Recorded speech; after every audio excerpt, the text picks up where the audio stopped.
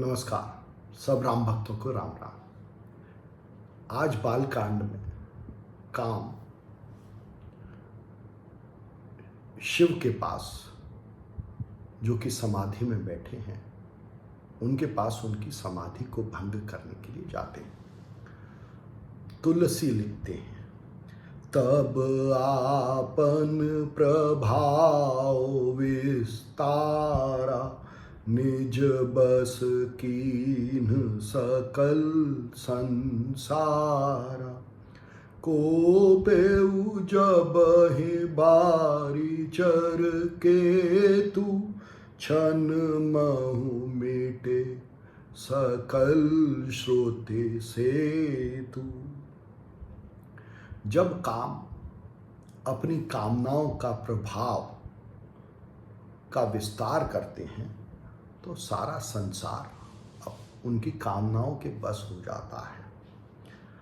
जब बारीचर केतु कहा काम को, बारीचर केतु का मतलब जो कि मछली जैसे हैं, अपने को समुद्र से, पानी से अलग मानते हैं, विषमता में मानते हैं, इसलिए उन्हें हमेशा कुछ और की चाह रहती है, जैसे मछलियों को रहती है। तो जब काम गुस्सा होते हैं तो उस समय, उस क्षण जब कामनाओं का वेग बढ़ जाता है, तो वाणी रूपी सेतु, जो कि ईश्वर और प्रकृति के बीच में पुल के समान काम करती है वाणी, क्योंकि वाणी ही इस प्रकृति को धारण करती है, वाणी ही इस प्रकृति को रूप में धारण करती है। तो जो वाणी रूपी जो ये पुल है, जो सेतु है, वो कामनाओं के प्रकट होते ही यह पुल टूट जाता है। वाणी अपना प्रभाव खो देती है, सुर से असुर हो जाती है। कैसे? ब्रह्मचर्य व्रत संयम नाना, धीरज धर्म ज्ञान विज्ञान, सदाचार जप जोग विरागा, सभय विवेक कटक सब भाग। ब्रह्मचर्य, व्रत, संयम, धैर्य, धर्म, ज्ञान, विज्ञान, सदाचार, जप, योग, वैराग्य, सब कुछ खत्म हो गया। विवेक भाग गया, विवेक रूपी अज्ञान भाग गया। कहाँ भागा? तुलसी लिखते हैं, भागेउ विवेकु सहाय, सहित सो भट संजुग महि मुरे, सदग्रंथ पर्वत कंदरन महु जा, तेहि अवसर दूरे। विवेक रूपी अज्ञान या अज्ञान रूपी विवेक भाग गया। क्यों भाग गया और कहाँ भाग गया? वो भाग के पर्वत की कंदराओं में छुप गया। और वो ज्ञान या विवेक कहाँ है? वो सदग्रंथों में प्रकट है। इसीलिए कहा कि सदग्रंथ पर्वत की कंदराओं में छुप गए। ये पर्वत की कंदराएं क्या है? ये जो मनुष्य के मन में जो गुफा है, जहाँ का पता नहीं चलता, तो जो ज्ञान प्रकट है सदग्रंथों में, वो जब कामना उत्पन्न होती है, कामनाओं का वेग बढ़ता है, तो मनुष्य के मन में जो गुफाएं हैं, उनमें यह ज्ञान खो जाता है। तुलसी इसी का वर्णन कर रहे हैं। यह मानस में जो चरित्र हो रहा है, मानस में जो प्रक्रिया हो रही है, उसका वर्णन है। होनिहार का कर तार को, रखवार जग खर भरु परा, दुई मात के हिरति नाथ, जेहि कहूँ कोपे कर धनु सरुधरा। जब ज्ञान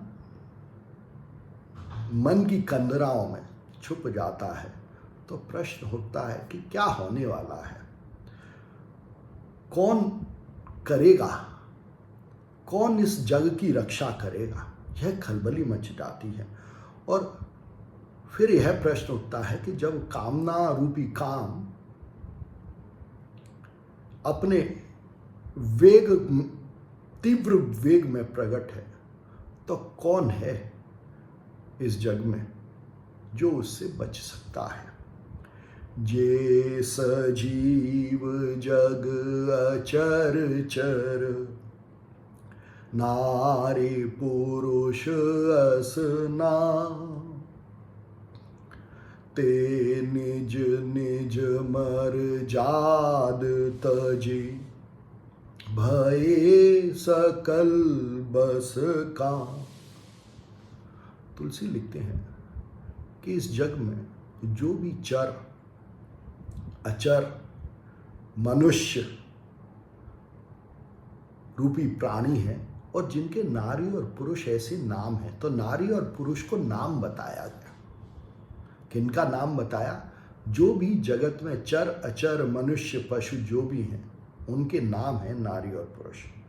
और फिर कहते हैं कि वो अपनी मर्यादा को छोड़ के, उनकी जो मर्यादा है, उनका जो स्वरूप है, और क्या स्वरूप है इस जगत में चर अचर पुरुष नारी मनुष्य पशु, ये सब ईश्वर के ही रूप हैं, ईश्वर के ही अंश हैं, ईश्वर के ही अंग हैं।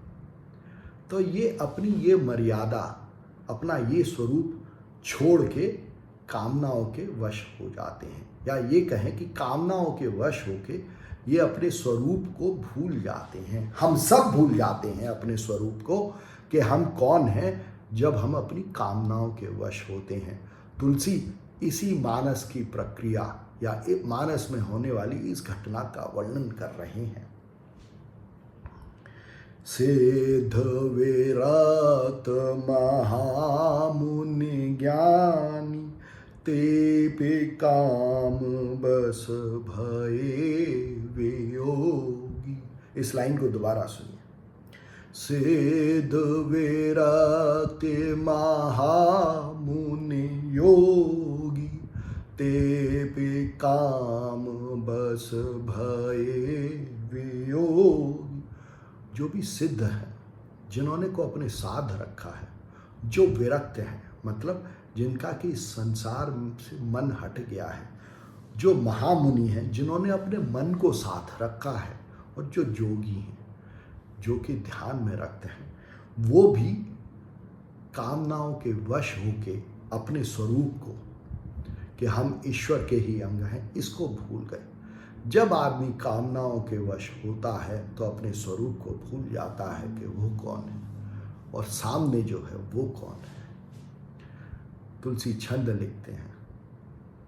भय काम वश जोगीस तापस, पावरिन की को कहे, देखा है चराचर नारेमय, जे ब्रह्ममय देखत रहे। मानस में होने वाले इस चरित्र को आगे स्पष्ट करते हुए तुलसी लिखते हैं कि जो योगी हैं, जिन्होंने अपने को साथ रखा है, जिनको भगवान के स्वरूप का ध्यान है, जिनको अपने स्वरूप का ध्यान है, जो इस ध्यान में है, वो भी कामनाओं के वश में आके अपने स्वरूप को, ईश्वर के स्वरूप को भूल जाते हैं।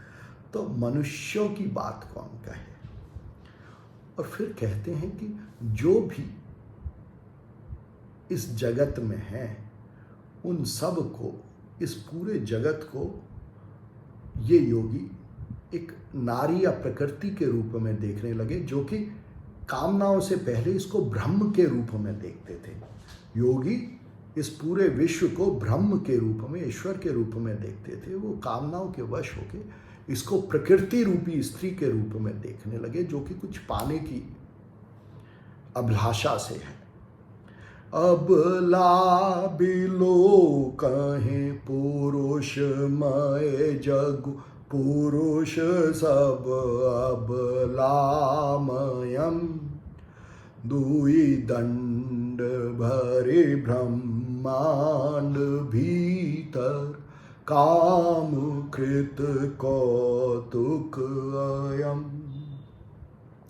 तुलसी फिर अपने मानस में ले चलते हैं हम सबको और कहते हैं कि जो स्त्री हैं वो इस पूरे संसार को, पूरे इस विश्व को अपनी कामनाओं के वश होके पुरुष के रूप में देखती हैं, और जो पुरुष हैं इस पूरे संसार को स्त्री के रूप में देखते हैं कामनाओं के वश होके, क्योंकि उन्हें कुछ पाने की अभिलाषा है। और इस प्रकार कुछ ही क्षणों में ये सारा जो ब्रह्मांड है, जो ब्रह्म का अंग है, जो ईश्वर का अंग है, वो काम के इस कौतुक में रंग गया।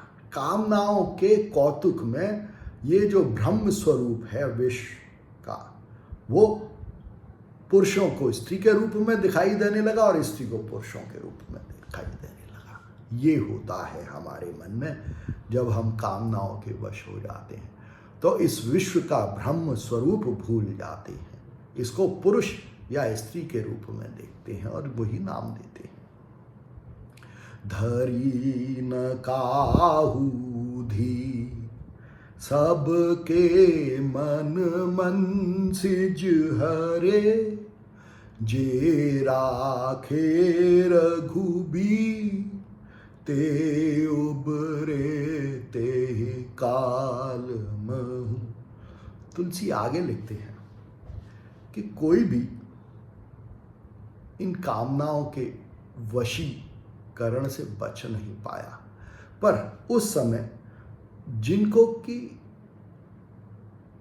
रघुबीर में, ईश्वर में जिनका ध्यान था, जिनको कि ईश्वर में विश्वास था, जिनको कि ईश्वर का विश्वास है, वही उस कामनाओं के वशीकरण से उबर पाए। तो ईश्वर में विश्वास, ईश्वर में भक्ति, यही कामनाओं से उबारती है, ये कह रहे हैं तुलसी। और इसीलिए ईश्वर की जरूरत है, इसीलिए हमको ईश्वर को जानने का प्रयास करना चाहिए। उभय घरी अस कौतुक भयउ, जो लगी कामु शंभु पहि गयउ, सेवह बिलो की ससंगे मारू, भयउ जथा थे सब संसारू। यह कौतुक, या यह कहिए कि यह जो ट्रांसफॉर्मेशन है, कि जो ब्रह्ममय संसार है ये नारी या पुरुषमय लगने लगा, ये कुछ ही क्षणों में हो गया कामनाओं के वश। पर जब काम शंकर के पास या शंभु के पास पहुंचते हैं, तो शंभु को समता में देख के, इस विश्व रूप को समता में देख के उनको संशय होता है। और जैसे ही काम को संशय होता है, शंभु को देख के, समता को देख के इस विश्व में, कि विश्व तो ईश्वर का ही अंग है, उसका ही अंश है, वैसे ही कामनाएं खत्म हो जाती हैं और सारा संसार यथावत ब्रह्म रूप में आ जाता है। यह भी मानस में ही हो रहा है। भये तुरत सब जीव सुखारे, जिमे मद उतरे गए मतवारे, रुद्र देखे मदन भय माना, दुराधर्ष दुर्गम भगवान। जैसे ही ये संसार वापस ब्रह्ममय हो जाता है हमारे मानस में, तो सब लोग सुखी हो जाते हैं। और ये बिल्कुल ऐसे है जैसे कि अभिमान के उतरने से, अभिमान के खत्म होने से, कम होने से मनुष्य सुखी हो जाता है। शंभु को, रुद्र को देख के काम को डर लगता है। काम को डर क्यों लगता है? क्योंकि शंभु समता का प्रतीक है और समता के आगे कामना रूपी विषमता नहीं टिकती। पर ये समता बड़ी दुर्गम है, ये बड़ी मुश्किल से प्राप्त होती है। इसको दुराधर्ष दुर्गम कहा शंभु को। तो ये देखिए कि तुलसी जो काम और शंभु के चरित्र का वर्णन कर रहे हैं वो हमारे मानस में हो रहा है, और इसीलिए रामचरितमानस नाम रखा, क्योंकि इस रामचरितमानस में जिस भी चरित्र का वर्णन है वो हमारे मानस में हो रहा है। आप अपने मानस में देखेंगे तो पाएंगे कि ये सारे चरित्र, ये सारी प्रवृत्तियां हमारे मानस में ही प्रकट है, और यह जानेंगे तो रामचरितमानस को अपने मानस में ही देखेंगे। धन्यवाद।